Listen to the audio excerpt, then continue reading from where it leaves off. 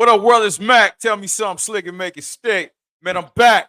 I'm back with my man, B.Cox, man, in the building. How you feeling, B? Brother Mac, what's going on, man? Good, glad to be here, man. Thank you for having me on the show. Been waiting to come on, man, but I Hey, appreciate it though. I'm glad we can make it happen. Hey, y'all, listen, this brother right here, I had the pleasure of doing the podcast. He's one of the co-hosts of Raw Sex. I Hmm. can't wait to get into some hot topics with this brother right here. He's really insightful, really smart dude, musical savant. I like to think so, you know what I mean? Musical savant. He's got a lot of good opinions about trash music and good music. So we're Yeah, gonna man. get into all of that. Yeah. Sit tight, stay tuned. We'll be back in a second. Mac.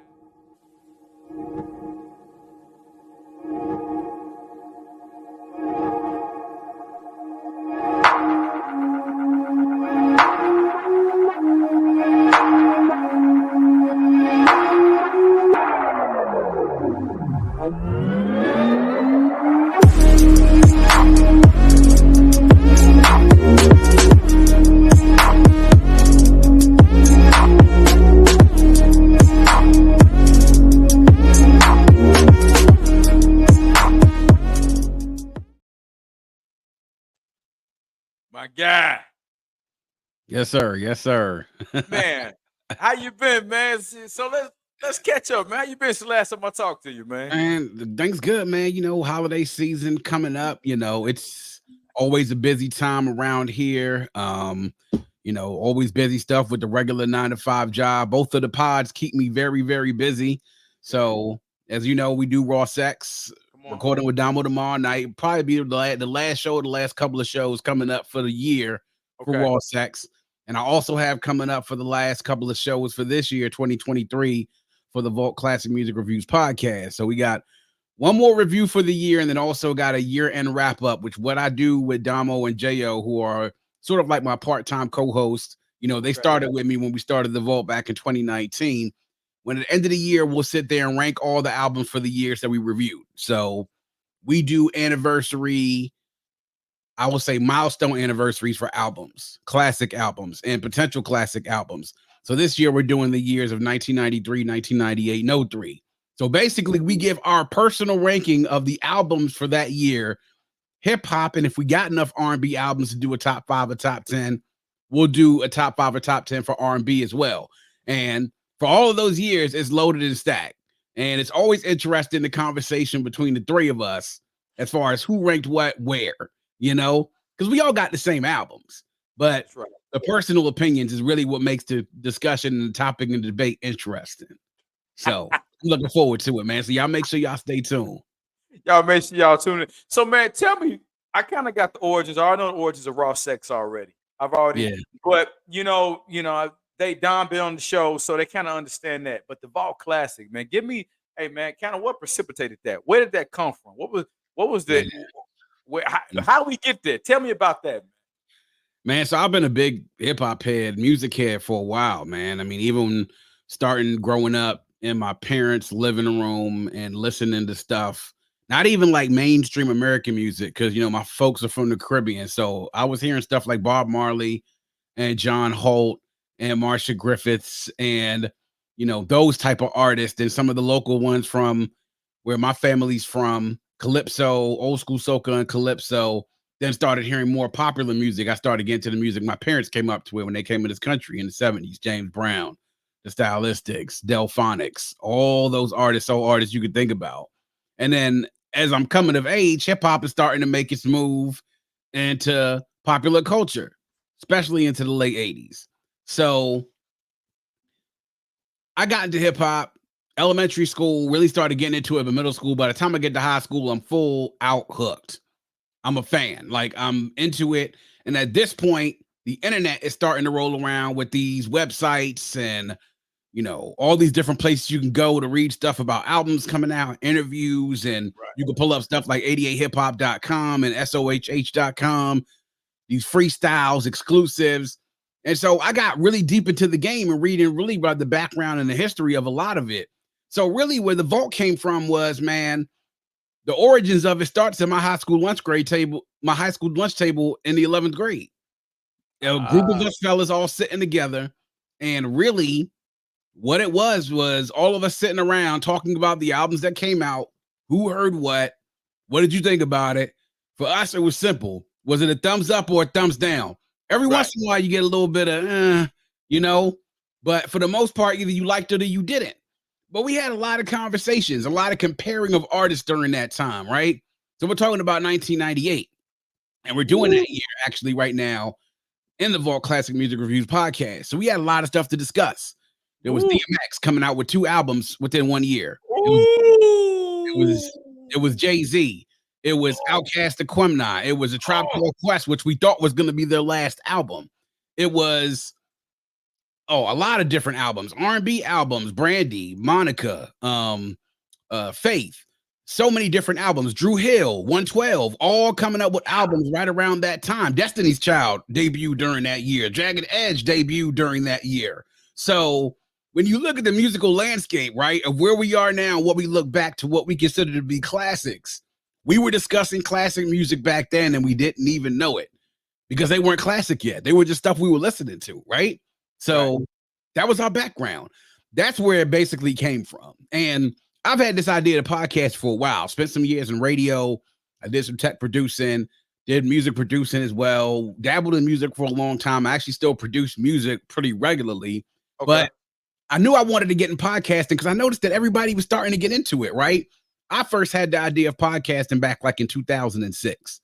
And this was when nobody knew what the hell a podcast was. So fast forward 13 years later, and I have the itching to be able to want to do something because I'm seeing more and more podcasts pop up. And I'm like, I know I can do this. And I know I got enough a group of friends to talk about something that I like. So I'm like, so what do I want to do a podcast about? I'm like, sports. Way too many people out there that got podcasts about sports. Right. Way too many folks got podcasts out there about relationships. A lot of folks got podcasts about this. And so I was like, why wouldn't we sit and talk about classic hip hop albums after all this time has passed? And let's look at the opportunity we got in front of us, right? I mean, when I sat down and put up the idea together and I went to the fellas and said, yo, I'm thinking about doing this podcast. I'm going to get the equipment. Y'all come over to the crib and a Sunday we'll knock out 3 episodes. And that's what we would do. We would knock out 2 to 3 episodes every time we recorded my house. And we would do that twice a month. That was pre-COVID, mind you, So, and the first couple of episodes, it went great because you started getting that feeling back again, just like you were sitting at that lunch table talking about these hip hop and R&B albums and the music of that time and how your opinions were being formed based off of what you were listening to. And not just opinions, lifestyles were being formed. Philosophies were being formed as well when you're listening to this music. So it was more than just listening to the music and hearing the words and the beats. It was a movement, really. All of it was during that time. And when you're 16, 17 years old, the music means a little bit more to you than when you were like 13 or 14, So we were entering an interesting people, we quick to call albums classics too damn fast. Yeah. Like the damn album ain't even breathed long enough, and we calling it a damn classic. Yeah, man. It's a petty, man. B.Cox, Ready to Die, classic. All Eyes on Me, classic. Chronic. We're saying the same damn thing 25, 30 damn years. Yeah, 30 years later, man. Yeah. What's your take on that? And why do you think people quick to nominate and anoint some a classic, bro? You want to know what it is? The level of things has I'm going to say this, right? And I'm going to put my old head hat on for a quick second. So for y'all young folks out here listening to me, I need y'all to bear with me, right?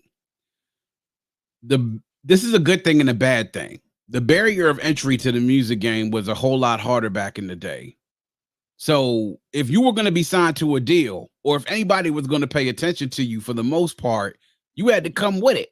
Now, not everybody was coming with it back then, because there were some people back in the day that were, I would say, less than good, sometimes corny. Even you would even think like, yo, what the hell are they doing? But that was just part of the balance, right? They were a little pop. They were a little, whatever it is you want to say, they were that. But back then, the barrier of entry was higher. So you had to come with something. It had to be something of substance. Something had to be there. And in order for you to stand out in an atmosphere where you had the best of the best, you had to be exceptional, right? So if we're talking 1993, and there were a lot of albums that came out in 1993, right? And if I run down the albums just from 1993 we're talking about that have come out, I mean, I've just reviewed within the last month of all albums that had anniversaries. Doggy Style, Enter the Stage by Black Moon, Enter the Wu-Tang 36 Chambers, Midnight Marauders by Tribe Called Quest. All within about 6 weeks or so of a 30-year anniversary I've just done just on my podcast. So you see how high the level was back then? That you had to be exceptional in order to be considered even classic worthy. And then talk about it. And then not only that, you had to be able to make something that you knew people were going to be playing, not just a year later, 2 years later, 3 years later, 4 years later, 5 years later, because Craig Mack had a line in this song, Flavor in Your Ears, like, you won't be around next year. And that was he did say that. Some of these rappers back then, that was an actual thing that happened. A lot of people would come out and you wouldn't see them 2 or 3 years later. And so what happened is now the game has become saturated because everybody can do music now, right? You don't need to be signed to a label to make it anymore. You don't even need to be in the super duper expensive studio with all the plugins and all the preamps and the expensive equipment that's going to charge you $100-something an hour and the engineer to do this. Like, there are people literally making albums on freaking MacBooks with blue microphones, right? In their closet, in the shower, whatever. Any way you can think about now, the barrier of entry is a lot lower. What happens, though, is that lets everybody in. So the game gets saturated. Every time I see an album release date nowadays, man, Mac, I'm like, damn, all this stuff coming out on Friday? Like, damn, what came out 2 weeks ago? What came out a month ago? What came out last week? You know? It's real. And so when you get something that's exceptional among these standards, right? Because you're going to get a little bit of everything. You're going to get the bad. You're going to get the ones that barely got a rap, but look good and got a nice image, whether it's male or female. You're going to get all that. But when you get something that's exceptional, something of quality, something of substance, it's like we're thirsty and we're dying in need of water. And when we get it, it's the best thing you've ever had. So when you get something that's great, I'm going to use examples. When you get, I would say, okay, Kendrick Lamar, The Pimp a Butterfly, Good Kid, Mad City. You get 2014 Forest Hills Drive. When you get the Benny the Butcher's Tana Talk 3, 4. When you get Freddie Gibbs, Bandana, Pinata. When you get those type of albums. When you get Nas's King Disease 1, 2, 3, 4, Magic 1, 2, 3. When you get those type of albums, like in this atmosphere, what it makes for Tyler, Call Me If You Get Lost, you know, Igor. When you get exceptional work, people are quick to deem it and be like, damn, this classic, right? But then it's just like, dog, you need to let this music breathe in order for you to be able to deem it that. Because if you look at what the definition of classic is, you can't deem something a classic just based off of it being there for a week and you haven't listened to it and said, yeah, this is a classic. Classic meaning high in quality. It's the traditional style, high quality, and it's value because it has a traditional style, right? That is not definitely the definition we're going to use as far as when we talk about classic music nowadays. We're talking about like music. Something has to be able to stand up. Like, does it still sound good 5 years later? You know, does it still sound good 10 years later? And there's a reason. I mean, we from the same era, right? There's a reason why now these songs 30 years ago, when folks from our generation and those a little bit before us, and even those a little bit after us, when they hear it and those songs go up, it's the reason why we know these songs and know every single word, why we yell the hooks to the top of our lungs, because it brings you back to a time when the music served not just as a soundtrack of your life, it served as really the shaping of who you were as a person, right? The memories that you took into adulthood. And nowadays, you just don't have too much of that because everybody can do music. And to be quite honest, everybody's not really trying that hard, or it doesn't seem like they are, right? So the reason why folks from my generation get so hyped when we see Nas drop 3 6 back-to-back albums, all of them banging. The reason why every time we hear a whole feature nowadays and we get excited hearing that, the reason why when we hear our artists come out and we see them still excelling and recording music and doing well is because we remember what it was like back then. And when we really say the phrase, y'all wasn't outside, like honestly, you had to be there to understand what it is that I'm talking about, because you can read all the articles, right? Nothing can prepare you or even educate you to you having been there, having been in the moment, having breathed it, having smelled it, having tasted it, having experienced it. Because it's a different experience when you experience it versus you hearing secondhand information. So that's the reason why now everybody wants to call it a classic, because shit watered down, man. It is. B.Cox, you delineate that perfectly, brother. I can't even add nothing to it, so I won't. But let me just say that now. I mean, when something is, hey, it's a punctuation. We leave it alone. Let me pivot a bit though. Okay, now. Okay. You, me, we from the generation when we used to have to get our ass up and go to a store to get somebody's album. When you took me through that nostalgic run of all the good music in '98, you almost made me cry. Yeah. When you just gave me that list and that litany of, Yeah. I didn't even know all them folks had them type of albums in '98. Because let me ask you, and here's my opinion on this, and I want your take on it. I'm gonna throw you the lob. I want you to dunk it. Okay. We had a deeper connection and loyalty with our artists in our era because of the fact we stood in line to get your album. Your album was something. We took the wrapping off the paper. We would open it up and look at the liner notes, and we would do all of that. We felt it was a real connection, and we had nothing else. When Jigga dropped, we was all gonna listen to that over and over and over and over. There was nothing. It wasn't this mass consumption or this mass proliferation of music all at one time. Because how do you feel that has changed and impacted the game? If that's a lot to unpack. Well, no, it's perfect. It's changed because the way you get music also changes. You know, we talked about the volume, right? So we talked about volume already. Everybody's releasing, like, you don't know what comes out the last week, 2 weeks ago, a month ago. 6 months ago is an eternity now. You know what I'm saying? When you go 6 months out, it'll be like, oh, this person released this album 6 months ago. You like, yo, my mind's so far removed from that shit, I don't even remember that anymore. When that shit come out. Exactly. So we talk, the volume is one thing though, but then the medium in which you receive it changes as well. To get your ass up, get in the car, or for those of us who didn't drive back then, either to get your ass on public transportation, or get a ride to the mall, take your ass to the mall, Sam Goody, somewhere like that. Take your ass to Sam Goody. For me, it was Circus City. Other people, it was Waxy Maxie's, The Wiz, Best Buy, shit like that. Power Records, all these different Best Buy. To go there, to get the album, to stand in line, to purchase it with your money, to unwrap the CD, to unwrap the tape, to put it in, to press play and to listen to it, and knowing that you had to listen to it and invest time in to do it was easy. Nowadays, talk about go ahead, I could check on this bad boy. I could pull up my Apple Music, I could pull up my Spotify, I could pull up my title, and I could go to see what's been released. And all I gotta do is sit there and press play. You know, I could eat my breakfast and listen to my music without having to plug up a stereo, without having to get a Walkman, without having to use any player, stereo in my house. And I can do that. I can listen to it on the way to work and never have to have a physical product in my hand, right? So it changes because of two things. One, the volume is outstanding.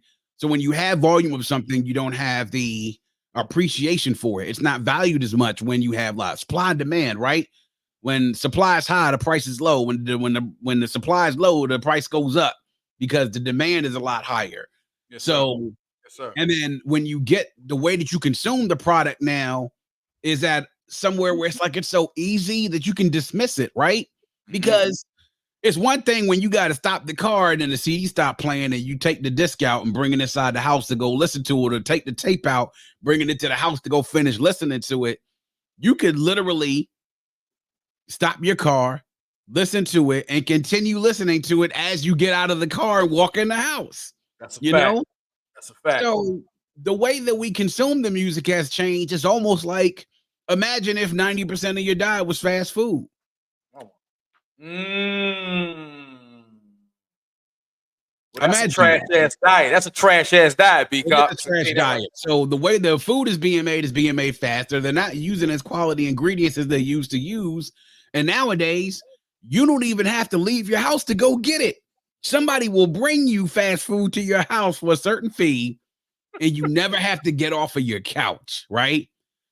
So imagine what them trips back in the days. I'm gonna use this because, you know, hey, y'all might not mess with it now, but when you actually used to be able to go to McDonald's or go to Pizza Hut or go to Burger King or somewhere, and you was making that drive over there thinking about what it is that you was gonna get. You ain't got that no more, man. It's the same shit with the music though. And so when you have high volume, and then you also have the way that you consume the music is also so quick to the point where it's like making instant oatmeal, you know, and that it's, you kind of forget about it, right? So it's, you know, like I said, 6 months passed by and an album came out, and you actually have to stop and think about, like, damn, I actually need to go listen to this shit again, right? Because I need to remember what the fuck was on it. I mean, that's just saying. You like, and what did this nigga say again? Yeah, exactly. I mean, shit. When they put out the Grammy nominations for this upcoming Grammy cycle, I'm just like, oh shit, okay. I remember some of these joints. I mean, the only joint really I knew for real was the Killer Mike joint and Nas joint. You know what I'm saying? And the rest of them joints, I was just like, okay, you know, it's, I guess so. I guess so. You know, if this is what we have, and I don't mean to poo-poo anybody and the artists out there who are grinding and doing their thing, man. But just remember, yo, things have changed, man. You know, so those of us old heads are gonna kind of complain about things and say these things because we remember what it was like back outside. It was like when you had to go and get the music, and then the process to listening to it took the process. You appreciated the process because if the artist had to go through something to make this, and then you had to go through something to listen to it, it made you want to consume the music and then learn more about it, right? Because you hear a song, that song makes you want to figure out what made him come up or made her come up with this and make this song. Like, we also used to follow the artist back then, and it was easier because you knew if somebody was on Rap City coming up that week, man, the album was about to drop. If they was about to couldn't wait. You couldn't wait. And I'm gonna take you back. I remember Rap City in the Basement with Tigger, right? Because come on now, that was me in high school. I'm gonna take it back even further. I remember watching Rap City with Cleezy and Big Les, Joe Claire and Big Les. Okay, hey, I'm with you. And so you knew when that was happening, you knew somebody was about to drop an album, and they was gonna give you some content, and you were gonna hear the stories, and you were gonna hear the content that would get you psyched about listening to the album. And the same thing about Video Soul. Same thing about Planet Groove. For a certain respect, same thing, I guess, on TRL. You know, you would have this, and eventually as a transition into 106 in Park, you know, you got the opportunity to sit down and talk to artists, and you wouldn't hear from them regularly every day, especially seeing and laying eyes on them and getting an interview that you would hear and listen to, and then they would show the videos, and then to see the videos, right? The videos back then, I mean, we had our fair share of, ratchetness and debauchery, right? We did. I mean, there's some music videos back then that by today's standards are definitely tame, but back then it was just like, oh, nah, you need to turn the channel, like, you know, for your mama come in the room, because you ain't supposed to be looking at that. Man, especially some of them West Coast artists, man, when them pool parties and the girls that was in the videos, when they used to blur out when the girl top came off and her titties was out. Hey, like, that type of nowadays that'd be like an after school special in this generation. Nowadays it's like a warm-up, man. You can go on Twitter and see that. You see somebody titties, bare titties just out there, right? And so, but you would see the music videos, and the music videos would have concepts. Like, they would have a plot. It would be something that watching the videos would even get you more hyped to buy the album as much as well, because you then had a visual to pair with what you were hearing, right? That movie type thing. It's just like the reason why movies were so popular. You had a visual to pair with whatever it was that you were hearing. And now I kind of feel like, yo, people coming out with videos, man, but you can consume the videos the same way you listen to the music. We got YouTube, Vivo, Daily Motion, all the different other video, Vimeo, all the different other places you could put your video stuff out there now. And you could go directly now to support your artists on their Vivo channel, on their YouTube channel. And it's not more so about going and listen to it, man. The damn music channels don't even have music videos on no more. Ain't no music videos on BET no more. Ain't no music videos on MTV and VH1 no more. They got reality shows and game shows on them bad boys, man. Oh, So, man. and that's how we consume the music. Man, you made me fucking fuck around. I forgot VH1. Duh, used to play music videos. No. BET used to play music videos. That was why we watched BET, man. We watched BET. For those of us who came up of a certain era, Friday nights was like, yo, you know, you having Video Soul Top 20 Countdown. And for me, it was Sherry Carter and Donnie Simpson. And you got artists that were coming on there. They used to have a live studio audience the last few years of Video Soul. I mean, that's how you got into people, man. You got invested into their stories. You heard the artists' stories. Nowadays, I feel like everybody out there telling their stories. So you kind of mixing one person up with the next person. You know? I'm on Twitter a lot nowadays. I'm promoting the pod. I see a lot of people talk about artists, and I'm like, yo, who is this? I feel old, bro. It's just like, yo, I don't know these people. Like some of these folks I know, some of them I'm just like, okay, who are they? What kind of song they make? And then I'll go and look up their music, and I'm just like, this is why I haven't heard of it before, because this shit is out my lane, bro. This is way, way, way beyond my time. So things have changed, bro. They've changed in 2 or 3 decades, and they've changed at least a few different times to the point now where we're at a game we don't necessarily recognize, and the people that we saw nowadays are coming up. Some of them are still out here making music, and some of them, a lot of them, shoot, ain't even here, man. When I look at some of the artists that have passed away from our time to now, it's a little sad too, man. So, but things have definitely changed a lot. I mean, the way that we consume, the way that we receive it, the way that the process has all changed, man. That's going to change the way that people perceive the music too, because you hot one moment, you not the next, and somebody could be on you 1 minute and then they could be off of you the next. Because I got an interesting question for you. Mm-hmm. We talk about artistic integrity. I want your opinion on this. Mm-hmm. You know, rap, the origins of it come from the streets, it come from the hood, and it was always, you know, supposed to be art imitating life, but sometimes life starts to imitate the art. Now, B.Cox, let me ask you, do you feel, this is our generation, because people actually died, fucking rappers died in our generation. We lost our biggest generation. Our biggest rappers. Yeah, big facts. Do you feel, B.Cox, that the rappers have a certain, who's responsible? Should the rappers not lie and bullshit and mislead people in their music? Or should the people just say, oh, this is entertainment, just like watching a movie, and I should know better? What's your take on it? Where is the fine balance of, hey, jump ass, he's rapping. He ain't selling no fucking 40 keys of dope. He's rapping to you, okay? Right. Frank Lucas is not putting out a fucking album. I promise you that. Yeah, he's not. He's not. But at the same time, when is it incumbent upon the artist to be like, let me be careful about what I'm putting out here, man, and I don't want to mislead these people. What's your take on that fine line? My thing is like this, man. I come from an era where if you talk that life and you wasn't about it, and if people found out you wasn't about it, that was it. You was done and over with. You know? I mean, that was the game back then. Preach. Preach. That was the game back then, bruh. If you tried to be about that life, and you wasn't. You remember Boss? Remember the rapper Boss, female rapper Boss? Hell yeah, I remember Boss. And remember that it came out that she talked all this shit on these records, and then found out all of a sudden she was from a middle class neighborhood. Boss wasn't nobody boss. Exactly. Like one of the best freestylers of our generation and of any generation, Supernatural, right? Dude could freestyle off the top of his head for nothing. When he battled against Craig G in the park in New York, and Craig G came out and told the dude that you talking all this shit, but you some nigga from Indiana, that was it. I mean, it doesn't take away from his talent, but you lose your credibility when you start talking that shit and you ain't about it.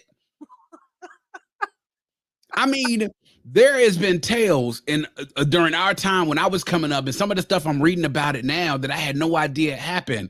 The fact that there's rappers that, you know, people would say stuff on record subliminally and say things and get confronted about it in public, and then get the shit slapped out of them, or get punched, to get beat up, or get robbed.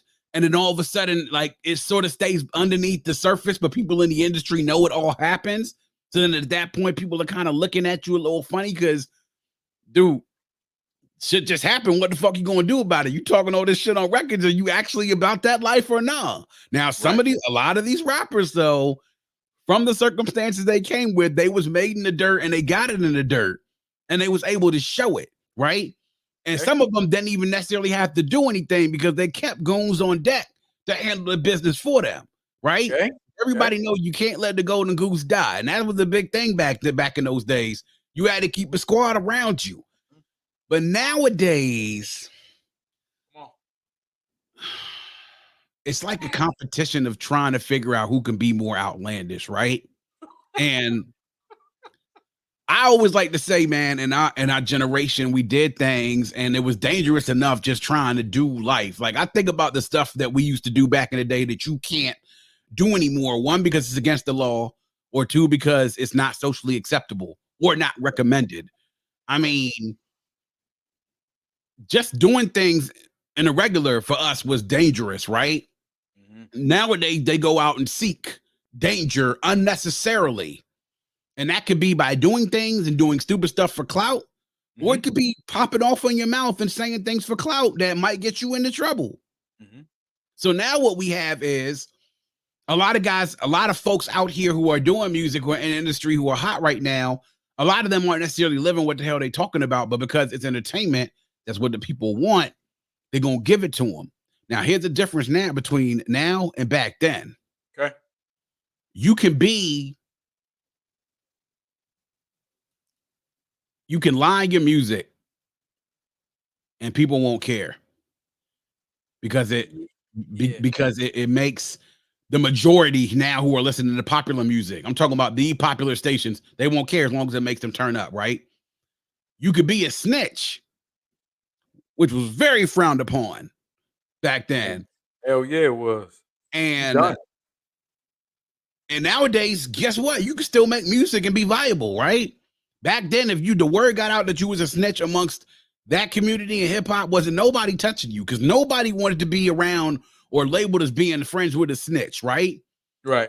You can nowadays make the block hot, right? Talk about all types of things you're not supposed to talk about let alone not even talk about on camera, right? There's some things we used to be in a group with each other.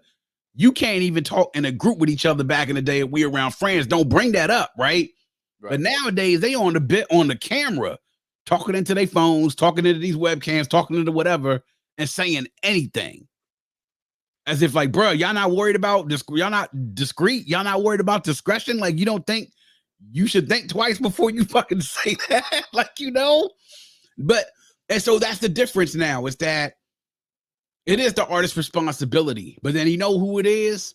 It's the listeners and the consumers' responsibilities to call bullshit out for what it is, right? You don't want to be a fan of somebody who is not their authentic self. And me and Damo talked about this a couple of times on our podcast. It was like, you would have guys out there, and even back in our day, would talk about what they would know, that and women. They have so many women, they do this, knock women down. Whole time, they either home and either married and got a family, or got a baby mom that they went steadily and they making it work, and they got a couple of kids, and they ain't necessarily knocking them down every night. Now you look at those rappers and they got a full-blown family. Some of them got grandkids, Man, you like, wait, what the fuck? How long he been married? He been married 15 years. 15 years. Yep. Yeah. They will blow niggas' mind if they found out how long Ice Cube and Kim actually been married. And they've been married for a long time. Long time, bro. Yeah. And so it would be that, right? And so you knew that they were saying things to you, but then it's like, all right, well, how much stock are you going to take into someone who has to basically create words for a living? And some of that may be, I don't want to say fabricated, it may be exaggerated, right? Because you do have to have some sort of entertainment value to it. But I mean, for the most part, you sort of pick whatever it is. Like, you don't sit there and take literally word for word, action for action, what this person does. And so what I feel is that the consumers nowadays don't care about the things that we used to care about back then, right? If somebody called you out or you got called out about something, then that meant that you were done, you know, and it meant that you had to change something. And it would take some while for you to come back from it. Nowadays, we got attention spans and memory of, you know, the size of pebbles. So we on it 1 minute, and then the next minute we turn around and be like, oh yeah, that's okay. Yeah, this is cool. Yeah, such and such or whatever that, and then it's over. And it's just like, you know, and in the meanwhile, there's a small group of people in the corner like, hold on, didn't 3 years ago this nigga said fuck people from this place, or you know, he said this about women, or he said that, like, people will be like, yeah, but that was a long time ago. And it's just like, no, that was 2 years ago. You know, it wasn't that goddamn long ago. Fuck wrong with you? Right. So it's the artist's responsibility to at least remain as true to themselves as possible. Yeah, you want to be entertaining. I get that. But consumers, we got a responsibility to not eat this bullshit and call it sugar. We have to sort of let them know, like, nah, homie, this shit ain't gonna fly with me. Like, you just said something like this or whatever. Now you know lost. Like, you can't tell me that you pull out this and you got shooters on deck and you just rolled up somewhere and they robbed you and your boy and you ain't do nothing about it. You know? Then you also have to mind you that what's happened in the game over these last few years. You could talk a whole bunch of that shit and people will come and seek you out and find you. And a bunch of these dudes have ended up dead. These rappers have ended up dead. Look how many of them died over the last few years. Pop Smoke, King Von, Dolph. What's PNB Rock? PNB Rock. Yeah. Takeoff. It's like this situation gets dangerous. I mean, I said we had our fair share of rappers die as a result of violence. You know, I mean, shoot, everybody knows what happened to Mac Dre. We already know about Biggie and Tupac, Freaky Tah, you know, Big L. I mean, there's lots of rappers we can sit and point out to who died violently as well, man. But I kind of feel like it's a little bit different now because I think everybody is out. Like, people are, the recklessness of folks today, it seems such more so brazen because it seems like everybody's out to try to make a name, right? And that's dangerous. So that's why you got to kind of mind yourself too and stay out of the way if you're not really trying to be out there, because folks will find you and they will try to test you, and it will go beyond just them testing you. They're going to try to end your life. So that's really the difference of it is, man. You got to be true to yourself, but then you also got to kind of call them out on their shit, man. Let them know, like, nah, bro, they ain't gonna fly with us, you know. So good answer, B.Cox. So let me pivot a bit. Now you mentioned one of my favorite rappers, man, Nas, and you know, he's evolved to becoming my favorite, because I ain't gonna lie to you, when he first came out, I was like, what the fuck is this nigga talking about? Because it was a little beyond. Nas was so much more advanced. In Chicago, man, we was like, I mean, it's a gangster city, it's a tough city. It is. Not saying that Nas is not. I'm not trying to say that, but Nas was just kicking so much knowledge, and I was like, what the fuck is he talking? But I went back and listened to that fucking Illmatic. For that dude to be 20 years old, man, where is he what kind of rap planet is he fucking from? Yeah, man. Question to you about Nas. Yeah. How do you feel? Now, we have the debate. You see, and this is what makes me so mad. I have heard this man get on people's tracks and just shit on them. Yeah. That damn song he did with Mobb Deep, It's Mine. Man, Holly Berry blowing kisses at a Barbra Streisand concert. Yeah, exactly. Yeah, man. Yeah.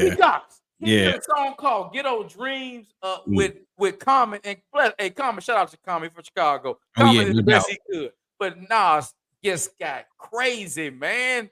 Yeah. I mean, my question is this. The ongoing debate with Nas, when I say he's my number one, yeah, but I don't like his beats. You heard when he got with fucking Hit Boy. Yeah, man. What do you think? Would there be any question if Nas had better beats early in his career? What's your take on that? Well, here's the thing, right? And this is the thing that people don't understand. And I hope to cover this probably sometime next year when we get to anniversaries for I Am and Nostradamus, right? And for those of us who were out and around outside, I was deep into the internet during that time. When the original I Am came out, it was supposed to be a double disc. I Am the autobiography. And what happens is the album gets leaked. And this is the early days of the internet. People start leaking stuff on these websites. And because of that, the label decided to scrap most of the project. That's why you get on IM, you have some things, Nostradamus, you had some songs on there that really didn't seem like they fit. When you look at what is rumored to be the final track list of what IM, the autobiography double disc would have been, that would have come out in, I think, the spring or summer of 1998. Damn, another 98 banger? I mean, at that point, I think it would have been like, after 3 albums, we would have been in a discussion like, yo, all right, forget talking about this dude being amongst Big and amongst Jay and amongst DMX. He's amongst the originators of where all this lyrical shit came from. We talk about people who are lyrical beasts. I always say there's 4 on Mount Rushmore that you look at of real lyrical beasts. Who you got? Rakim, Big Daddy Kane, KRS-One, and Kool G Rap. Right? Oh, gotta go with Kool G Rap. Thank you for throwing Kool G Rap in there. Go ahead. If you talk any one of these guys, you consider to be lyrical beasts. I'm talking about everybody from Tupac to Raekwon to Biggie to Jay-Z to Nas to AZ. Any one of these guys you think about that were like lyrically proficient, you could trace any one of their styles back to those 4, right? Because they were like the ones who took lyrics and made lyricism an art. Especially Rakim, though. Shout out to Rakim, who's still doing this thing now. You know, well into his 50s. But when Nas came out with IM, and then the album had to be scrapped, and then they made IM a album, then they gave Nostradamus later on that year, and they had to go with different production on the album. That's really where a lot of the production talk really started.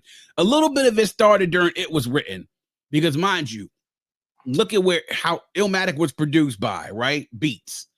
DJ Premier, Large Professor, Pete Rock, Q-Tip, LES, all produced on that album. We will talk about some of the greatest hip-hop beat makers and producers of all time for your debut album. You can't get any better than that. So when they went from that to Rashad Smith to the Live Squad to Trackmasters to Havoc, then it was a little bit of a departure for some people because they was expecting those same type of beats. But the persona had changed with Nas as a rapper and an artist. So the beats couldn't be the same. You know, they couldn't have been the same. But I mean, Primo did stuff on It Was Written, by the way. And so but once that disc came out and you saw some of the songs, and by the way, I think IM is definitely an underrated album. And I think that there are some tracks on there, some of Nas's best. Same thing with Nostradamus. You have a few tracks on there, some of the things that you pull from Nas's catalog and be like, damn, that was a banger. Some of this stuff, though, was just kind of like, man, they threw that shit on there. Beats, man, what the fuck is this shit, right? So then he ends up with that. Then, you know, the QB's Finest album comes out. Then it's the whole thing with Bravehearts, and then the whole thing with him and Jay starts, right? And then all this talk starts about him and his albums being subpar ever since Illmatic. Because I don't know if you remember, people big up It Was Written now.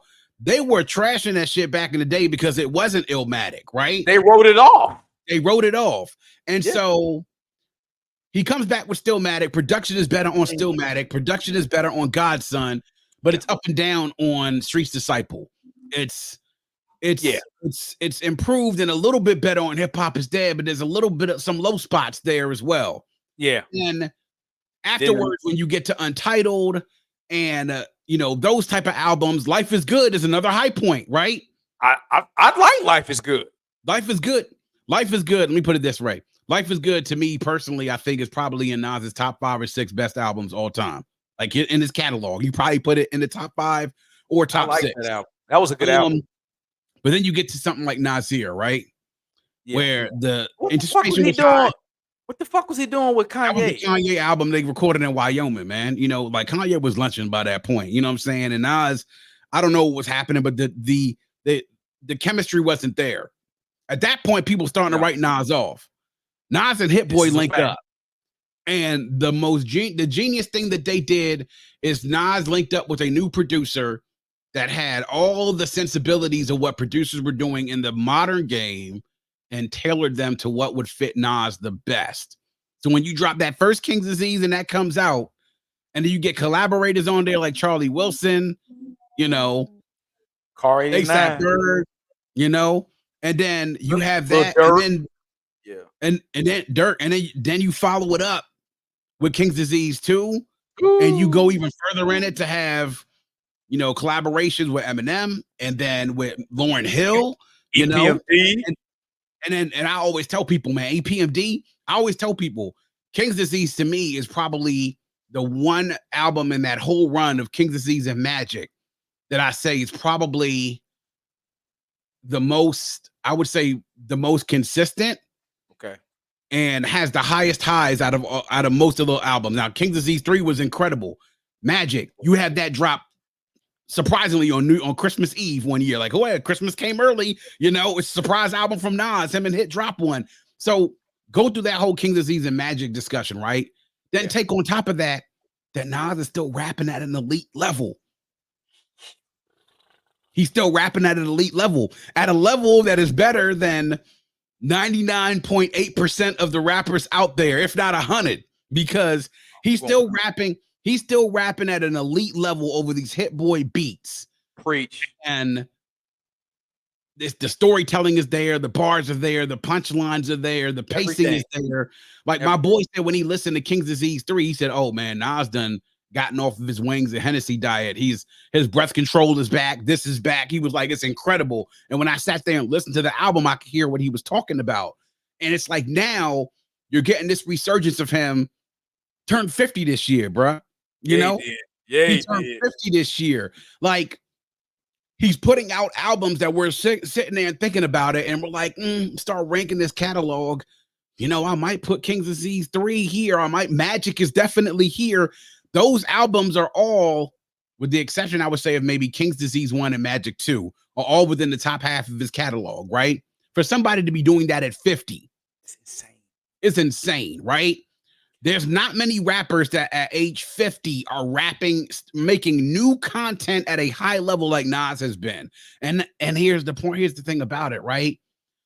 Because there's been a lot of debate about this topic, especially with Andre 3000 and him saying that he doesn't feel as though he has anything to rap about, you know, at 48 years old. And that's personally what he's going through. I'm not going to discount that. Hey, if he feels like he don't got nothing to rap about at 48, then don't do it.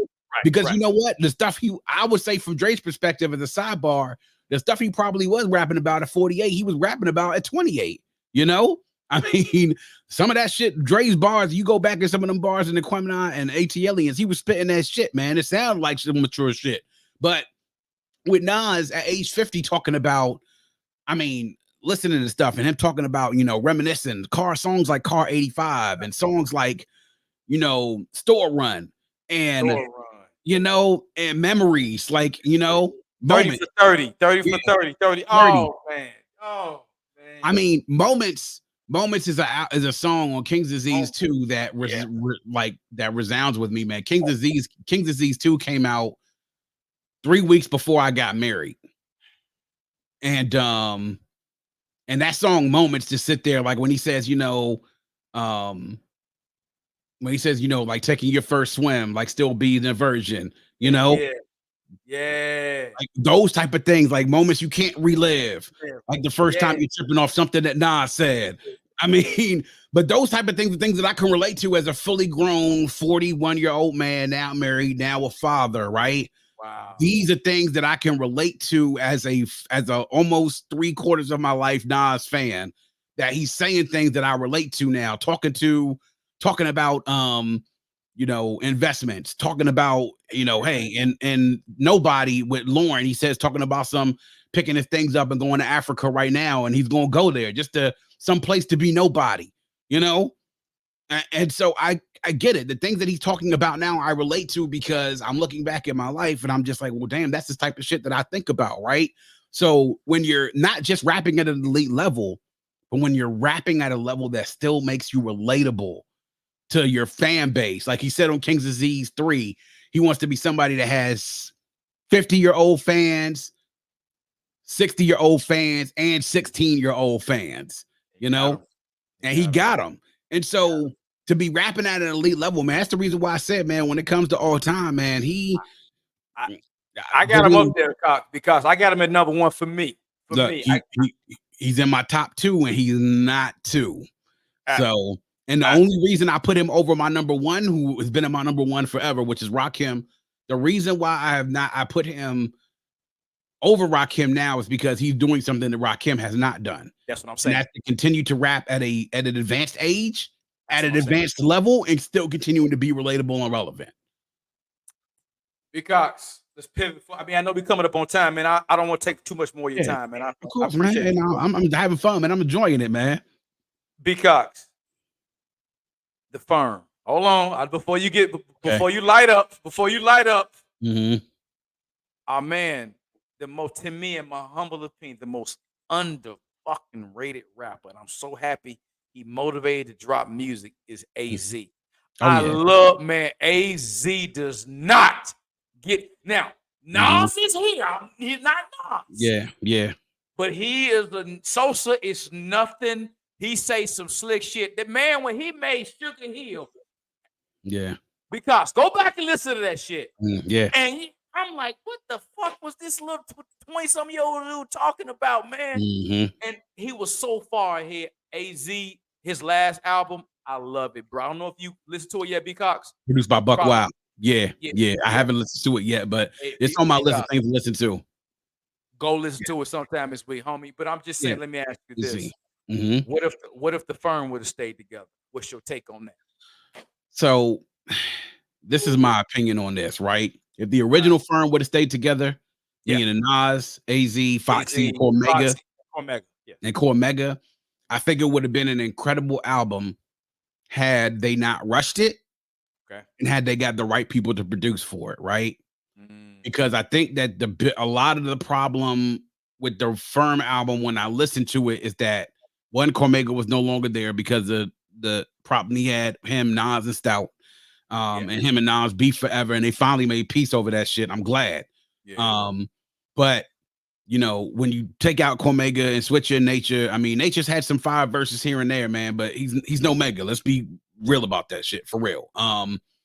But if they would have taken the time to do it and then really gotten, you know, together with Dre, together with anyone who they would have had and had the right production for it, taking the time to really flesh out the song concepts and not really rush through it, I felt like it could have been an incredible album because you had elite rappers during that time, right? All 4 of them at the top of their game, elite, and over great production with great concepts.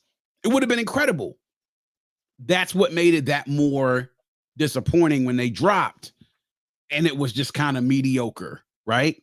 You were expecting more, but had the firm actually dropped the album, the original 4, I think we would have had a run where it wouldn't have just been. They probably would have had a couple of albums, you know, maybe even close to 3, if they would have wanted to keep the momentum going, right? Because the thing with a lot of these groups, especially when you put them together, when you're not traditionally together as a group, when you put together a super group, it could be challenging at times with those different personalities.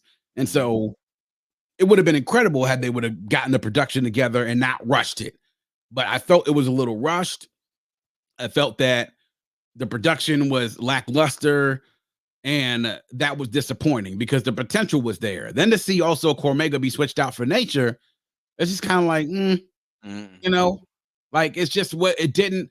It was disappointing for me. It was, of the 90s, probably the second most disappointing album that I heard during that time period. The second most. What was the first? Cannabis's debut album, Can I Bust? Shit, I was expecting so much more. You know, I mean, and he was on the firm album, by the way, on Desperados, and he killed it on Desperados. Yeah, he did. He did. But he did. but if they would have not rushed it and actually gotten together to make that album, like if they would have not released that in 97 after Foxy had just dropped her album, after Nas had just dropped, after Cormega was trying to work on an album and he had been locked up, you know, if they would have maybe put that album out 98, 99, 2000, I think some magic could have happened. You know, they could have taken if they could have taken a couple of years to actually make that album. But I think they were trying to strike while the iron was hot, because Nas was still hot off of It Was Written.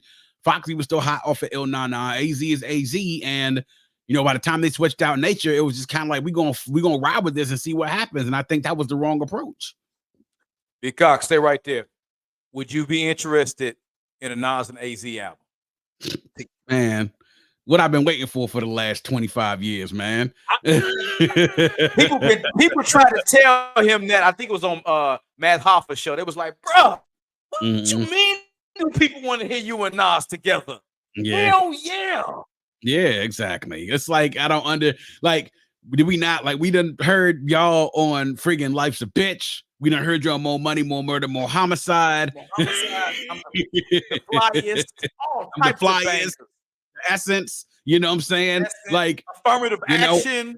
Affirmative action, and then to hear basically on Full Circle on King's Disease 1, Nas lead it off, and an AZ follow up behind him. It was seamless. It was just like, we've been waiting this whole time for, right? Like, why are we waiting so long? And I don't know. It's like to have a Nas and AZ album, considering that they're both still rapping at a high level in an album that was produced by a producer that can capture them things. I thought that Hit Boy would be a good. Even Buck Wild would be a good one, a good producer to produce for both of them. But a Nas and AZ album right now, honestly, would break the internet. The news of it just alone would break hip hop Twitter. You know, for those of us of a certain age who give a fuck, like it would. Yeah. All right, B.Cox. Does Foxy Brown get her just due? No, she doesn't. Don't know. People forget how nasty she was. B.Cox. No, people forget. Foxy was nasty. People don't. This is the thing, right? And there's so many. And shout out to all of the lady rappers out there doing their things. Lots of them out there doing lots of success and everything. I feel like in this whole age of people looking back on Meg to Cardi to Nicki, and then all of a sudden folks go back to Kim. There are a lot of female MCs back in that period that are sort of left out of the discussion that I think shouldn't be left out of the discussion. And Foxy's one of them. Right. I mean, people need to understand, that debut album was ridiculous. And then not only that, every time she was on a feature, she destroyed it. Like anytime between like 96 to 98 when she was on a feature, she was batting close to 1,000. Niggas' asses up. Exactly. Especially on the I Shot You remix.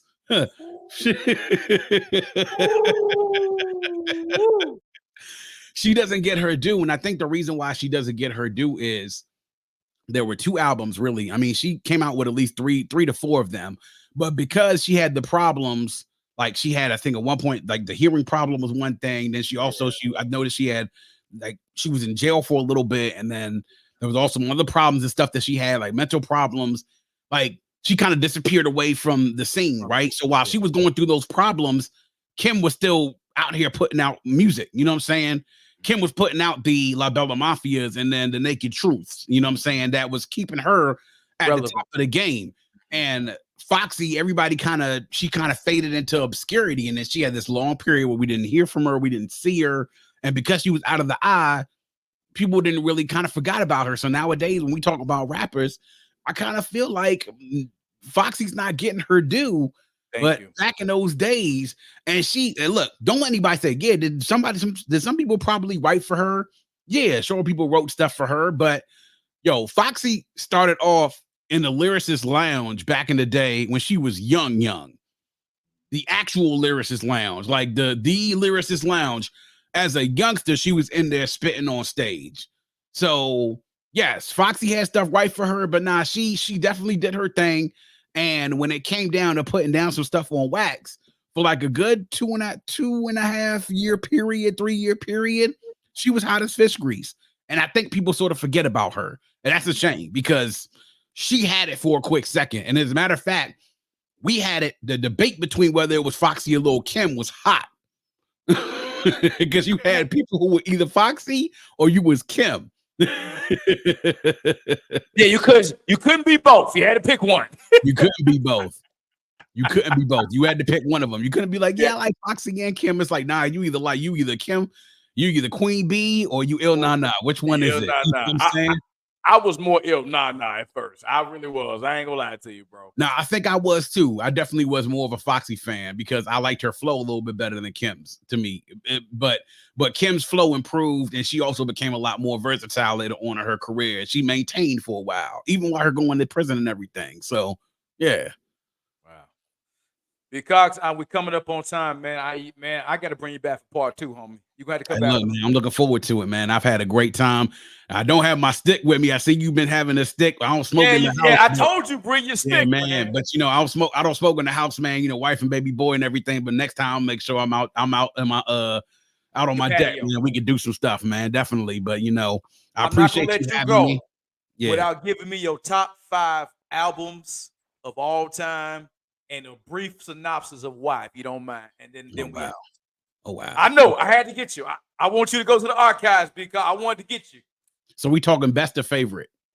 We going your favorite. B.Cox, why and why they're your favorites. Okay. Not the best. All right. Your favorite 5 of all time. Favorite 5 of all time. Okay. So, 1 favorite album of all time, Illmatic. Yes, sir. 2, Why Do You Die? Woo! Come on with it, B.Cox. Come on. 3. Let's see 3. Most Def, Black on Both Sides. Okay. 4. Common Like Water for Chocolate. Check them out. Got Common. And number 5, I'm gonna have to say Midnight Marauders by Tribe Called Quest. Ooh. Okay. And that's just favorite. You want to get me talking in the best? Let me throw you a curveball. I keep lying and say I'm gonna let you go, but we keep having so much fun. Okay. Top 5 underrated rappers of all time. Top 5 underrated rappers of all time. Okay. Yeah. Probably. That's a think one right there. That's a think. It is. I got to think on that for a quick second. Underrated rappers. Top 5 underrated rappers. You like, God damn it, he don't get his. Yeah. Number 1 for me is AZ. Why you think? Number 1. Okay. So number 1 for me, number 1 for me would probably be definitely AZ. Number 2, I'll say I would have to say probably someone like Phife Dawg, you know? And I think Phife gets his due, but I think he kind of gets lost in the shuffle a little bit. And Tip Shine. Rest in peace to Phife Dawg, by the way. I'm going with Prodigy too. Number 3, I would say a rapper that doesn't get their due. Number 3, I'm gonna say man, I'll go ahead and throw it out there and say I'll say Sean Price by the larger masses, right? Hip hop heads know who Sean Price is, man. He rest in peace as well. But because his work isn't commercial, he's not gonna get the due that a lot of people will give him. Okay. Number 4, I will say doesn't get their due. I will say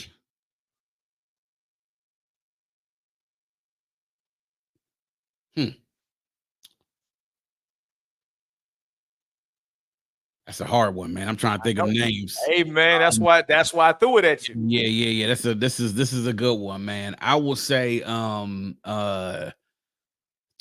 name that's definitely floating near the top of my mind right now is and it's not even really somebody that I would think even all time, but I think Stally is someone who's definitely underrated.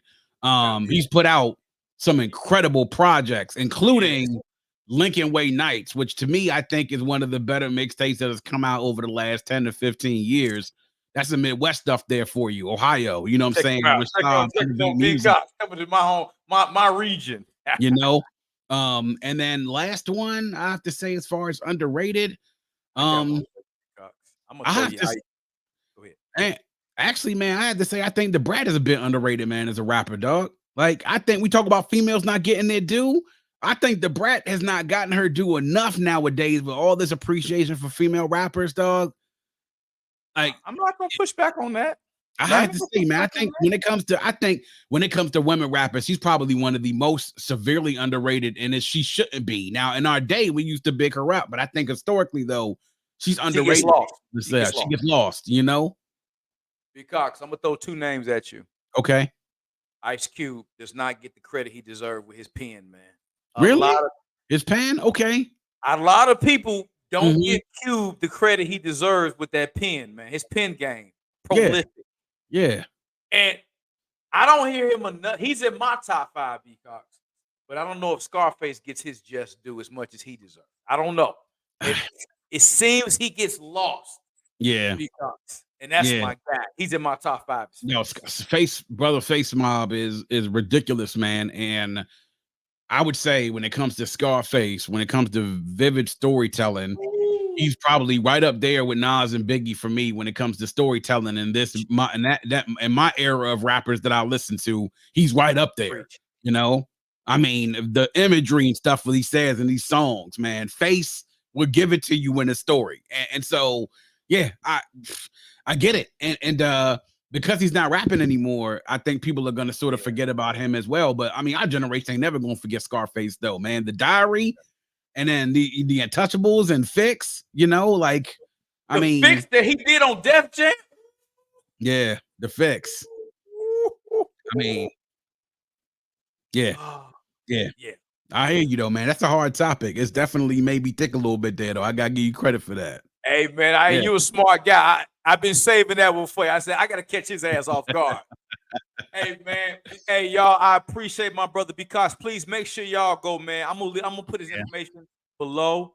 Man, check out the vault. You see, the man is a music savant. I mean, I am not challenging this brother on music. I'm just happy to hold a intelligent conversation in the arena with this man. He's got yeah, man. I just love good music, man.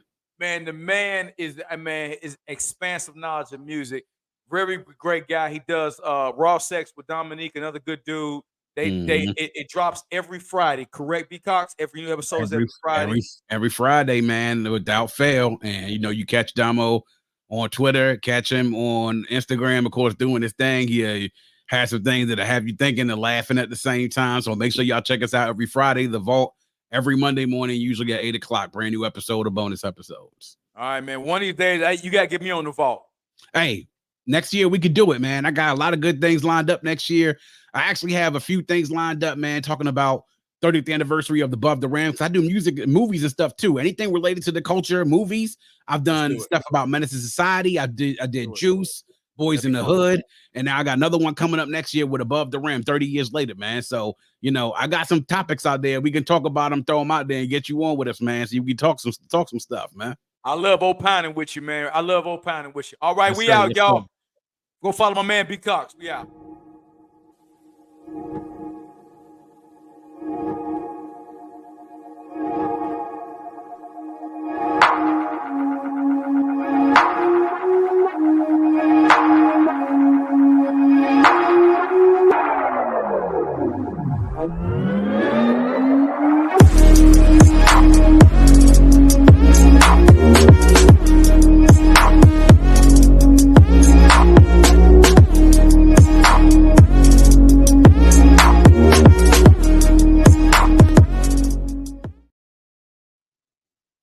My guy, that was a good one, bro. Yes, sir, man. I appreciate it, man. That was good. That was fun.